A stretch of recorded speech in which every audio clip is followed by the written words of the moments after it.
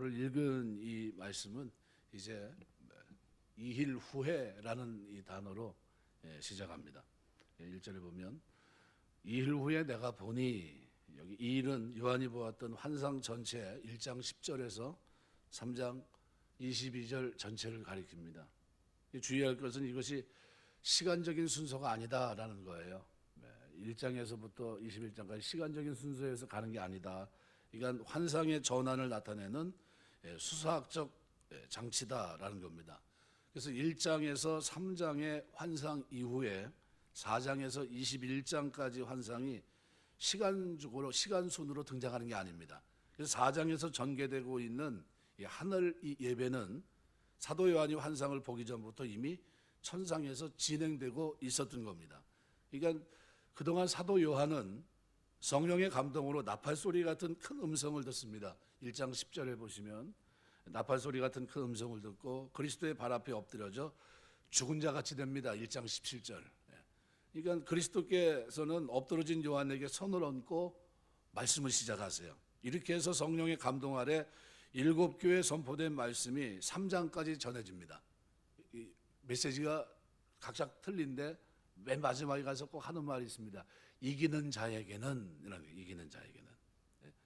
그거 이후에 2일 후에, 그러니까 요한은 처음 내게 말하던 나팔소리 같은 음성 4장 1절 말씀을 듣고 또다시 성령에 감동됩니다. 그래서 하늘 보좌의 환상을 보게 되는데, 그러니까 1장에서 3장까지 사건 이후에 전개되는 시간 순서에 따른 4장의 사건이 아닙니다. 그러니까 7교회 말씀이 선포되기 전부터 천상 보좌에서 벌어지고 있는 천상 예배는 계속 진행형입니다. 그러니까 열린 문을 통해 보고 전하도록 한 겁니다. 그래서 여기 2일 후에라고 하는 것은 새로운 환상, 천상의 환상이 주어지는 수사학적인 그런 장치입니다. 그래서 2일 후에라는 본문 외에는 이 계시록에 이 단어가 4번 나옵니다. 7장 1절, 7장 9절, 15장 5절, 18장 1절. 2일 후에, 2일 후에, 2일 후에 이렇게 나오거든요. 이게 2일 후에라는 이 단어가 등장하는데 모두 시간적인 이동이 아닙니다. 환상, 그러니까 천상의 공간으로서 장면 전환을 나타내는 논리적이고 수사적인 그런 장치로 쓰고 있습니다. 그러면 사도 요한은 어떻게 천상의 비전을 보게 됐을까? 성령의 감동, 성령의 감동 중에 이루어진 겁니다. 성령 안에서. 그래서 오늘 2절은 그렇게 말합니다. 내가 성령에 감동되었더니, 성령 안에서. 그러니까 요한은 성령 안에 있는 중에 환상을 보게 됩니다. 요한이 성령의 감동으로 환상을 보게 된 과정을 구체적으로 이제 본문이 기술하고 있는데요. 오늘 우리가 관심을 가져야 될 부분은 1절에서 3절까지만 제가 생각할 때 그 가운데 있는 것 가운데 뭐에 초점을 맞추고 있냐면 하늘의 보좌입니다. 하늘의 보좌. 하늘 문이 열렸습니다. 먼저 하늘 문이 열린 것을 보게 돼요. 그래서 제일 4장 1절 이후에 내가 보니 하늘에 열린 문이 있는데 이렇게 표현합니다. 이건 3장에 보면 8절 9절에서 그 얘기를 이미 한번 다뤘죠. 이 문은 적은 능력을 갖고도 주님 말씀을 지키고 그 이름을 배반하지 않도록 그리스도께서 열어두신 구원의 문입니다. 열면 닫을 자가 없고 닫으면 열 자가 없는 거예요. 그러니까 이 문은 그리스도께서 열어두신 문입니다. 3장 7절 말씀대로. 그러니까 사도 요한은 환난 중에 있지만 이 열린 문을 통해서 천상에 올라가 하나님의 임재 수반된 영광의 장엄함을 구체적으로 보게 되고 그것을 기록으로 남기게 됩니다. 나팔소리 같은 큰 음성으로 이리로 올라오라고 하는 초대 소리를 듣게 되고 이 음성은 1장 10절 11절 말씀입니다. 주의 날에 내가 성령에 감동되어 내 뒤에서 나는 나팔소리 같은 큰 음성을 들으니, 그죠? 이르되 내가 보는 것을 두루마리에 써서 예배소 서머나 버가모 두아디라 사데 빌라델비아 라오디게아 7교회 보내라 하시기로. 부활하신 그리스도의 음성과 똑같은 겁니다. 그러니까 원래 하늘은 막혀 있었습니다. 뭐 때문에요? 사람들의 죄 때문입니다. 이사야 59장에 보시면 1절에 3절 보면 여호와의 손이 짧아 구원하지 못하심이 아니요 귀가 도나에 듣지 못하심도 아니라 오직 너희 죄악이 너희와 너희 하나님 사이를 갈라놓았고 너희 죄가 그의 얼굴을 가리워서 너희에게서 듣지 않게 함이니라. 이는 너희 손의 피에 너희 손가락의 죄악이 더러워졌으며 너희 입술은 거짓을 말하며 너희 혀는 악독을 내밀어. 죄 있는 사람들이 모인 사회, 죄 있는 사람들이 모인 국가, 제국, 구조적인 죄 때문입니다. 그런데 이 제국의 힘이 어디로 영향을 미치냐면 연약한 성도들, 그리스도의 몸된 교회를 억누르고 핍박합니다. 이게 그 시대였어요. 그러니까 이스라엘과 온 열방의 회복을 예언했던 이사야는 그래서 뭐라고 기도하냐면요. 이사야 64장 1절에 보시면 원컨대 주는 하늘을 가르고 강림하시고 주 앞에서 산들이 진동하기를 이렇게 표현하고 있는데요. 주께서 하늘을 가르고 강림해 달라라는 기도를 드리고 있거든요. 여기 가르고라는 히브리 말은 카라라, 찢는다는 겁니다. 찢는다. 막힌 하늘을 찢어서라도 강림해 달라는 그런 바람으로 이사야가 기도했던 겁니다. 왜 막혔습니까? 죄 때문에. 그러니까 주목할 것은 메시아 예수께서 이 땅에 오셔서 세례받을 때 그때 비로소 하늘이 갈라집니다. 여러분 마가복음 1장 10절 보시면 곧 물에서 올라오실 때 하늘이 갈라짐과 성령이 비둘기같이 자기에게 내려오심을 보시더니 여태까지 닫혔던 하늘이 그리스도께서 어떻게 세례받는 그때 열려요. 이 갈라진다는 겁니다. 헬라말로 스키조라는 말인데 히브리어로는 카라, 찢어진다는 거예요. 예수님이 십자가 지시고 무덤에 갇혔을 때 그때 어떤 일이 벌어집니까? 성전, 그죠? 하늘에서 지진이 나는데 성막이죠, 성막. 구약의 성막. 그죠? 가장 거룩한 곳을 가리고 있던 헤달의 가죽이 어떻게 돼요? 위에서부터 아래까지 찢어지는 겁니다. 예수께서 막혀있던 하늘을 찢으시고 하나님 나라를 이 땅에 본격적으로 시작하신 것이 뭡니까? 이 땅에 오셔서 세례를 받는 그 장면이에요. 요한복음 1장 51절 보면 하늘이 열리고 하나님의 사자들이 인자 위에 오락 내리락 하는 것을 보리라 그랬어요. 그러니까 이사야가 이미 구약에서 했던 기도가 뭡니까? 주께서 하늘을 가르고 강림해 달라는 거예요. 이 땅에 소망이 없다는 겁니다. 하나님이 찢어 주셔야 된다는 거예요. 하나님이 문을 열고 오셔야 된다는 겁니다. 이사야 기도가 예수님을 통해 성취됩니다. 예수께서는 십자가 죽음과 부활로 성전이 되셔서 하늘문을 여십니다. 요한복음 2장 21절 그러나 예수는 성전된 자기 육체를 가리켜 말씀하신 것이라. 그 누구도 이제는 그걸 닫을 수가 없어요. 3장 8절에 보면 바람이 이름을 내가 소리나도 어디서 와서 어디로 왔는지 성령으로 난 사람도 그러하니라. 예수 그리스도의 재림 때 하늘이 완전히 열립니다. 그래서 하늘과 땅이 서로 하나 되는 새 창조의 완성이 이루어집니다. 그래서 요한계시록 21장에 보시면요. 요한복음이 아니라 요한계시록 한번 보시겠습니다. 21장.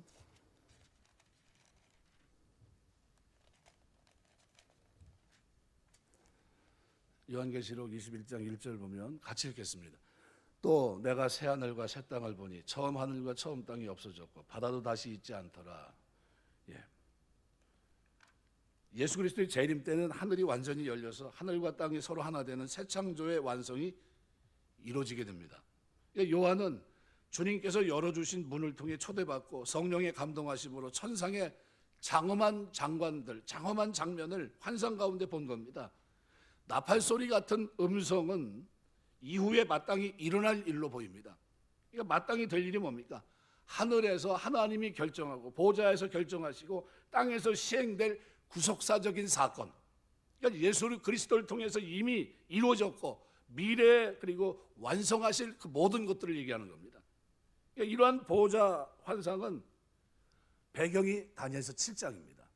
그래서 다니엘서 7장 배경인데 하나님 백성은 제국을 상징하는 네 짐승에게 짓밟힙니다.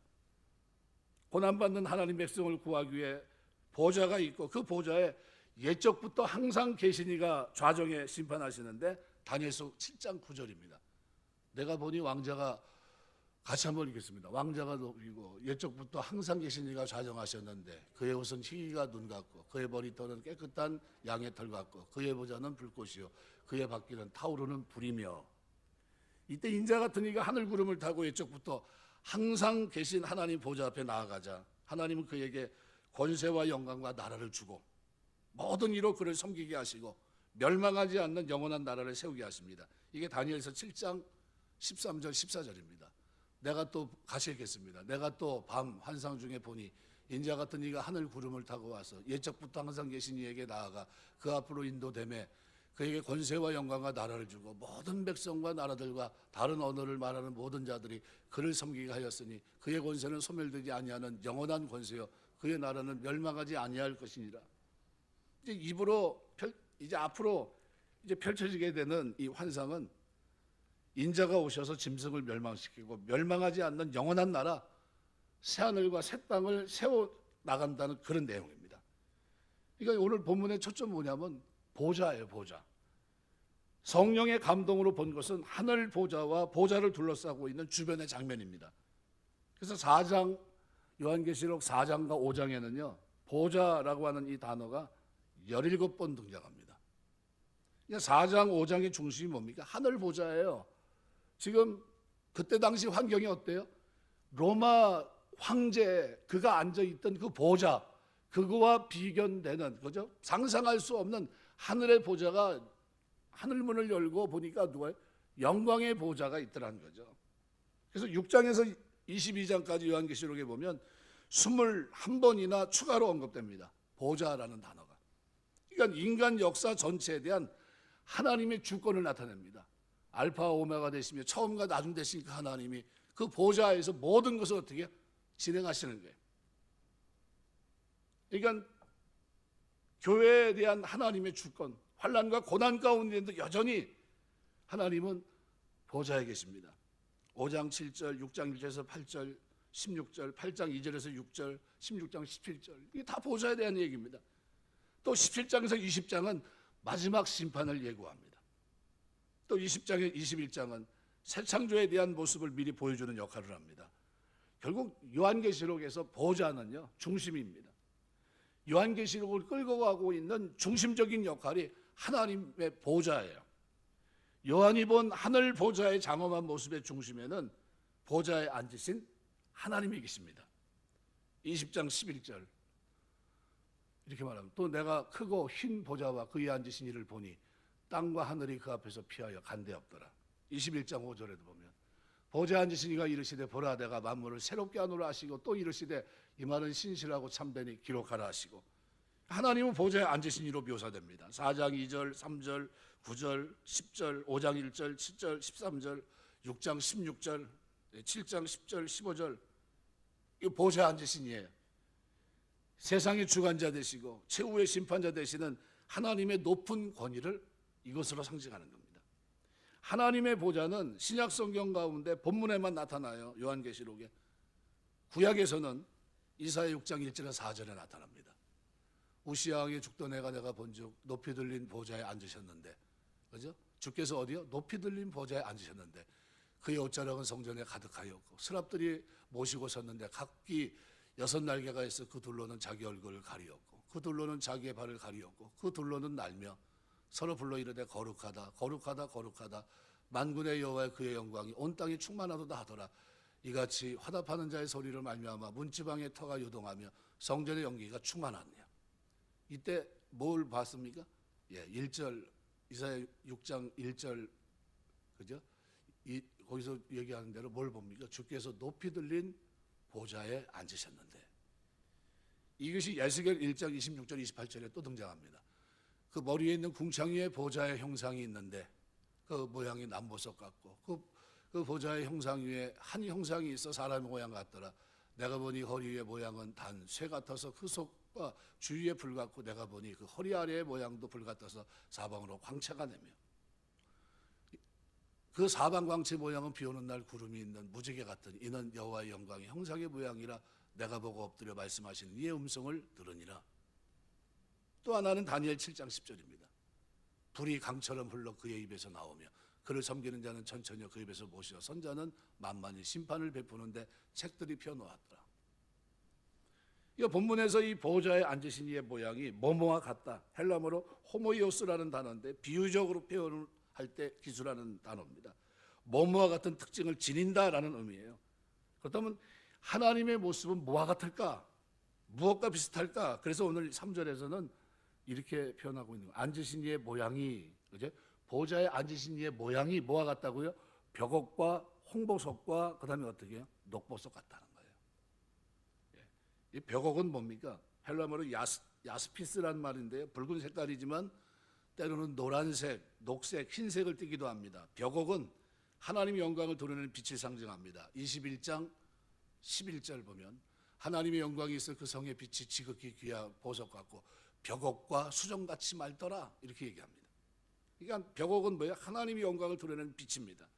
하늘에서 내려오는 새 예루살렘을 둘러싼 성곽의 재료입니다. 21장 18절 보면요, 그 성곽은 벽옥으로 쌓였고, 그죠? 성곽이 뭐로 쌓여도 벽옥으로. 그 성은 정금인데 맑은 유리 같더라. 성의 성곽의 기초석은 각색 보석으로 꾸몄는데 첫째 기초석은 벽옥이요, 둘째는 남보석이요, 넷째는 녹보석이요. 성곽의 재료입니다. 그죠? 하늘에서 내려오는 새 예루살렘을 둘러싼 성곽의 재료이고요. 12기초석 가운데 첫 번째 재료가 벽옥이에요. 대제사장 흉패단은 12보석 중 마지막 보석이 바로 이거예요. 벽옥. 이 벽옥은 하나님의 영광, 위엄, 성결, 순결 이런 것들을 의미하는 것으로 여겨집니다. 하나님의 모양이 벽옥과 같고, 두 번째는 뭐예요? 홍보석 같다. 21장 20절 보면요, 21장 20절 한번 보시겠어요? 21장 20절 한번 찾아서 보겠습니다.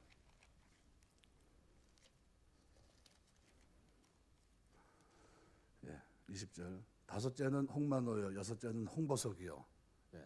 홍보석이 이렇게 되죠. 헬라말로 사르디스라는 말인데 홍옥수라고 보통 부르는데 일반적으로 오렌지 계열의 붉은색을 띱니다. 기력을 보강하고 활력을 주는 보석으로 여겨집니다. 홍보석. 근데 이 홍보석은 대제사장 흉패단은 12보석 중에 첫 번째 보석으로 하나님의 영광을 특징적으로 드러냅니다. 이 홍보석에는 진노, 심판의 하나님의 마음이 담겨 있는 거예요.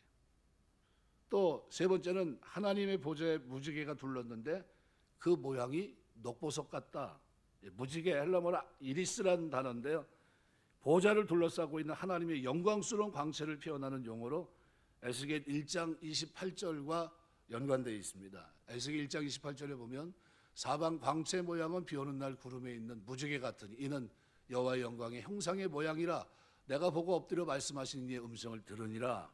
그죠? 이거 하나님의 임재를 이렇게 상징하고 있는 겁니다. 그러니까 무지개가 피조세계의 보존을 위해 언약의 징표로 주신, 그죠? 창세기 말씀해 보시면 9장 13절부터 17절에 보면 이렇게 얘기합니다. 내가 내 무지개를 구름 속에 두었나니 이것이 나와 세상 사이 언약의 증거니라. 내가 구름으로 땅을 덮을 때 무지개 구름 속에 나타나면 내가 나와 너희의 및 육체를 가진 모든 생물 사이의 내 언약을 기억하리니 다시는 물이 모든 육체를 멸하는 홍수가 되지 아니할지라. 무지개가 구름 사이에 있으리니 내가 보고 나 하나님과 모든 육체를 가진 땅의 모든 생물 사이의 영원한 언약을 기억하리라. 하나님이 노아에게 이르시되 내가 나와 땅에 있는 모든 생물 사이에 세운 언약의 증거가 이것이라 하셨더라. 그러니까 이 세상 심판 후에 그러면 일어날 일들을 상징하고 있는 새 창조를 암시하고 있는 겁니다. 그래서 이 무지개가 녹보색, 헬라 말로는 스마라크 디노스라고 되어 있는데요, 이거는 에메랄드 빛을 말합니다. 그러니까 하나님의 은혜와 자비를 의미하는 것으로 여겨집니다. 그러면 성경은 이런 보석들이 누가 같다고요? 하나님의 보좌에 앉으신 이가 뭐 같다고요? 이 세 가지 보석을 빗대어서 설명하고 있는 겁니다. 하나님이 어떤 분인가. 그러니까 하나님이 창조하신 이런 보석들은 에덴 동산, 그다음에 성전, 그리고 새 예루살렘을 이루는 특징적인 재료들과 함께 사용됐음을 묘사하면서 서로 이것이 어떻게 해요? 밀접하게 연관이 되어 있습니다. 에스겔 28장 13절에 보면 오늘 성경을 많이 봅니다. 같이 한번 보겠습니다. 내가 일적에 하나님의 동산 에덴에 있어서 각종 보석꽃, 홍보석, 황보석, 금강석, 황옥, 홍마노와 청옥과 청보석과 남보석, 홍옥과 황금으로 단장하였습니다. 내가 지음을 받던 날에 너를 위해 소고와 비파가 준비되었도다. 출애굽기 24장 10절 보세요. 이스라엘 하나님 보니 그의 발 아래에 있는 청옥 편듯하고 하늘같이 청명하더라. 28장 17절에서 20절. 그것으로 네 줄로 보석을 올리되 첫 줄은 홍보석이요 녹주옥이요 둘째 보석 성륜하며 남보석이요 홍마노요 그것에 네 줄로 셋째 줄은 호박 백마노 자수정이요 넷째 줄은 녹보석 호마노 백옥으로 다 금태에 물릴지며. 이사야 54장 11절 11절. 너 공고하고 광풍 요동하여 안위를 받지 못한지 보라 내가 화려한 자색으로 내 둘살을 더하며 청옥으로 내 기초를 쌓으며 홍보석으로 내 성벽을 지으며 성유석으로 내 성문을 만들고 내 지경을 다 보석으로 꾸밀 것이며. 이게 다 무슨 얘기입니까? 이게 다.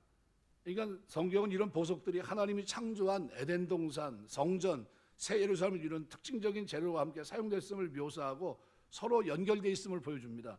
그러니까 에덴 동산의 회복을 위해서 성전과 제사장이 주어지고 이것의 성취가 예수 그리스도의 새 창조. 고린도후서 5장 17절. 그죠? 그런 중 누구든지 그리스도 안에 있으면 새로운 피조물이라. 이전 것은 지나갔으니 보라 새 것이 되었도다. 히브리서 9장 11절 12절.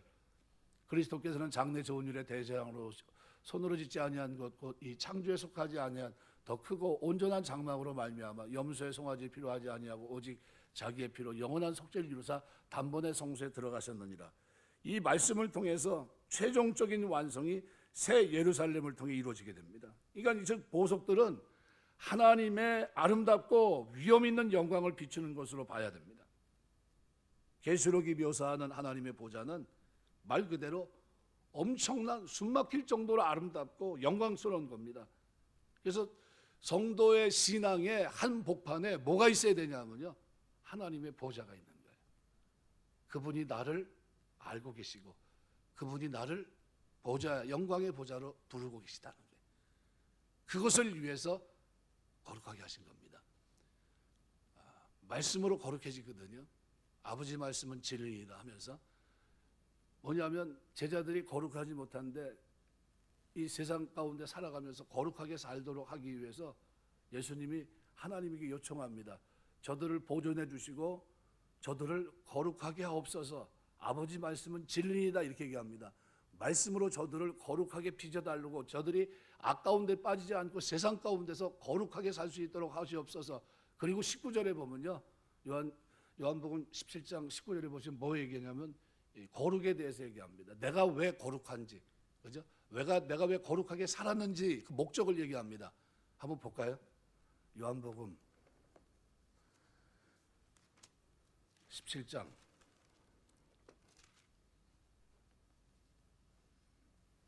17절부터 한번 보겠습니다.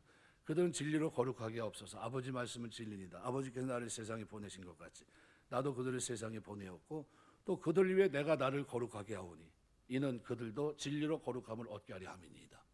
목적이 뭡니까? 예수님께서 거룩하게 할 이유가 있습니까? 없어요. 거룩하신 분이기 때문에. 그런데도 여기서 어떻게 해요? 그 목적이 있어요. 내가 나를 거룩하게 하오니 이것은 그들도 진리로 거룩함을 얻게 하려 함이니라. 그들이 누구예요? 제자들이에요. 오고 오는 시대에 예수 믿는 사람들, 그들이 어떻게 해요? 하나님의 말씀으로 거룩하게 빚어져 가는 걸 얘기합니다. 그걸 얘기하고 있거든요. 그러면 우리가 이 땅에 살면서 가장 영광스러운 건 뭡니까? 거룩이에요. 거룩한 겁니다. 거룩한 삶입니다. 이거 어떻게 빚어집니까? 말씀으로 빚어지는 겁니다. 마태복음 23장에 보면 누가 야단 맞아요? 바리새인, 서기관, 율법사들이 야단 맞아요. 너희는 말만 하고 행하지는 않는다. 무슨 얘기입니까? 하나님의 뜻을 알아요. 어떻게 살아야 되는지를 아는데 그렇게 살질 않아요. 지식만 있다는 겁니다. 근데 그렇게 해서는 하나님이 열어놓은 열린 문을 통해서 천국의 영광의 보좌에 나갈 수 없다는 거예요. 거룩은 뭡니까? 주의 말씀은 진리니이다. 그죠? 살아가면서 하나님 말씀은 내 발의 등이요 내 길의 빛이 되었습니다 고백하면서 살아내는 게 거룩이에요. 살아가는 게 거룩이고 진행형입니다. 그냥 가만히 있는 게 아니에요. 역동적인 겁니다. 움직이는 게 계속해서 어떻게 해요? 하나님 말씀으로 성화의 삶을 살아가는 그것이 나로 하여금 어떻게 해요? 영광의 보좌예요. 내가 목적이 어디 가려고 하는 목적이 분명히 있는데 목적이 있다고 해서 가는 겁니까? 그게 아니에요. 목적이 있어도 다른 길로 갈 수 있어요. 목적이 있으면 그 목적에 맞게끔 어떻게 해야 됩니까? 설정해야 돼요. 예수님이 이 땅에 오셔서 우리의 거룩을 주시기 위해서 하신 일이 있습니다. 그게 뭡니까? 십자가에 죽고 부활하신 사건이에요.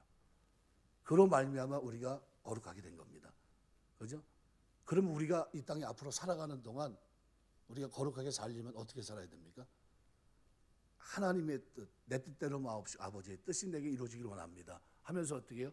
그 말씀을 붙들고 살아가는 그 삶이 거룩이라는 거예요. 그거를 놓치면 안 됩니다. 왜 그렇게 살아야 됩니까? 오늘 본문은 우리에게 그렇게 얘기해요. 바로 세상에서는 알아주지 않지만 하늘을 보니까 깜짝 놀래요. 지금 요한은 지금 어디 있는 겁니까? 반모섬에서, 그죠?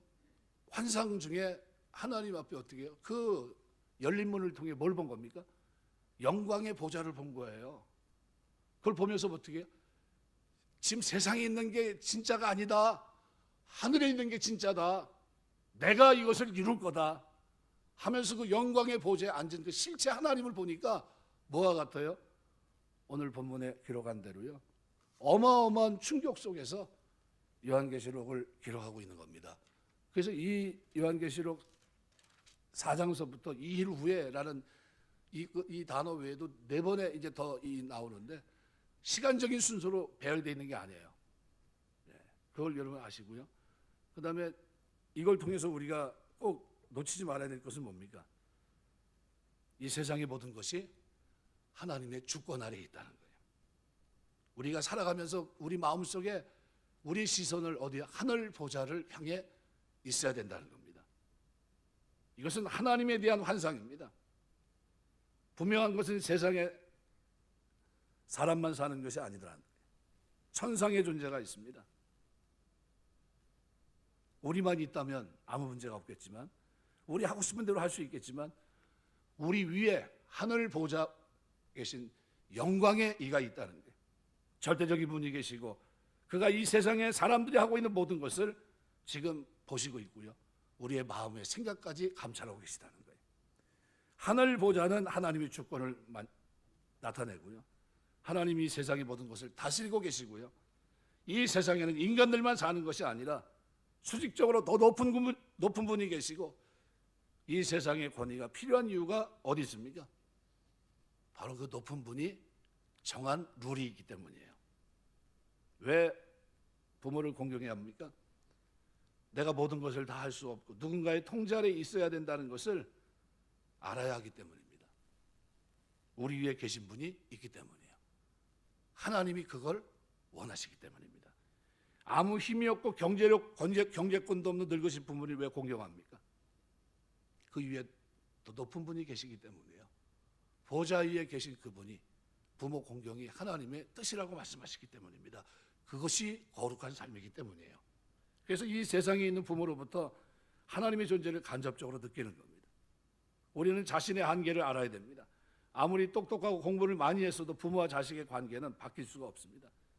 이 세상에서 모든 것을 자기 뜻대로 할 수 있다고 생각하는 사람은 조심해야 돼요. 왜냐하면 그는 살아계신 하나님을 무시하며 살 수 있기 때문입니다. 그럼 어떤 사람이 바른 인간입니까? 자기 위에 항상 더 높은 분이 계시다는 것을 생각하고 모든 것을 자기 마음대로 하지 않는, 바로 그 사람입니다. 자신의 한계를 깨닫고 범위를 넘어가지 않는 이 사람이 바른 사람입니다. 우리는 피조물에 불과합니다. 모든 것을 다 할 수 없어요. 하나님이 주신 영역에서 우리는 최선을 다할 뿐입니다. 요한은 하나님의 모습을 오늘 본문에서 3가지 보석을 통해서 설명하고 있는 겁니다. 하나님의 보좌가 요한계시록의 중심이에요.